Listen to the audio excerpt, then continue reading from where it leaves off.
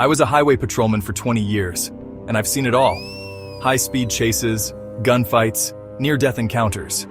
But nothing compares to what happened in the summer of 2018. It was the graveyard shift. The stillness of the night had a way of amplifying every sound, every shadow.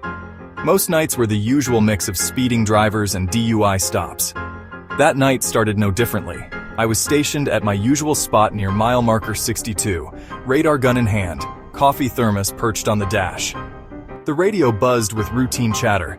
Then, just as I was finishing my second cup of coffee, dispatch chatted in. "Dispatch, any available units near Route 18? We have a 1090. I was confused. I'd never heard that code before.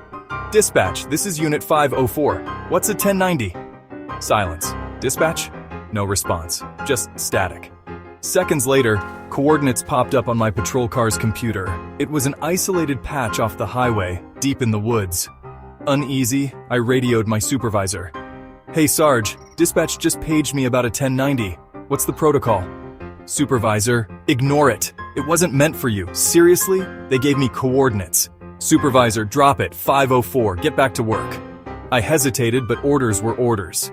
The night dragged on with routine stops. Around 3 a.m., exhaustion hit, so I pulled into a donut shop. Yeah, I know the stereotype, but sometimes you just need the sugar rush. The shop was a dive. Peeling paint, flickering neon sign, but it was open. Behind the counter stood a man so pale he looked like he'd been carved from marble. His fingers were unnaturally long, and he moved with a stiffness that gave me the creeps. "Donut shop, man, what'll it be?" His voice was raspy, like dead leaves rustling. "Just coffee, and a couple of glazed." He slid my order across the counter without a word. His gaze lingered on me, unblinking, as if he were memorizing my face. "Donut shop, man? Long night? Yeah, graveyard shift. Never gets easier." He chuckled, a low, guttural sound that made my skin crawl. "Donut shop, man, be careful out there. You never know what might be lurking." I left in a hurry, the bell above the door jangling behind me. I was halfway to my car when the radio crackled again. "Distress call. Help me." The voice was faint, distorted, but unmistakably human. I froze, my heart hammering. "Dispatch, this is Unit 504. Did someone just broadcast a distress call?" No response. I tried my supervisor. Nothing. Curiosity gnawed at me. Against my better judgment, I punched the coordinates into my GPS and set off. The drive took me 45 minutes, deep into the highway forest. The road narrowed until it was barely more than a dirt path. My headlights cut through the thick darkness, revealing gnarled trees that seemed to close in around me. When the GPS announced I'd arrived, I was in the middle of nowhere. I stepped out of the car, gun holstered, flashlight in hand. The silence was unnatural. Not a single insect, not even the rustle of leaves. I radioed again. "Dispatch, this is 504. I'm at the coordinates. What's going on?" Static. I took a step forward. The ground was hard beneath my boots, but I couldn't hear my own footsteps. The air felt heavy, oppressive. Then, behind me, a twig snapped. I spun around, flashlight beam slicing through the darkness. "Nothing!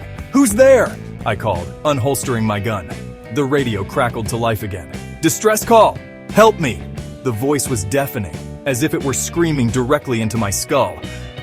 I dropped the radio, clutching my ears. Before I could react, a heavy blow struck the back of my head, and everything went black.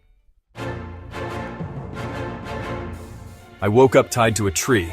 My hands and feet were bound with rough rope, my head throbbing. The air reeked of damp earth and something metallic. Blood, maybe. 3 hooded figures stood before me, their faces obscured. They whispered among themselves, their voices low and guttural. Hooded figure 1. "Why did you come here?" I got a call, a distress call. Hooded figure 1. "Why are you here? I was just doing my job." "Look, killing me won't do you any good. My team knows I'm out here. They'll come looking." They whispered among themselves again. Then one of them nodded. Hooded figure 1. Let him go. Another figure stepped forward, cutting my bonds.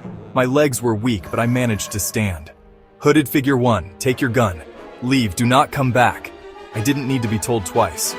I grabbed my weapon and stumbled back toward my car. My head swam and my limbs felt heavy, like I'd been drugged. As I made my way down the path, figures began emerging from the shadows. Dozens of them, their faces pale and featureless. Hooded figures, in unison. "Don't come back! Don't come back!" I reached my car and sped out of there, not daring to look in the rearview mirror. The next morning, I reported everything to my supervisor. He dismissed it as exhaustion-induced hallucinations and put me on paid leave. But I know what I saw. Even now, years later, I can't shake the feeling that they're still watching me. I kept one of my radios as a memento of my time on the force. Sometimes, late at night, it crackles to life. Distress call, help me. And sometimes, it calls my name. Tonight, I've made up my mind. I'm going back. I don't care what's waiting for me in those woods. I need answers. Wish me luck.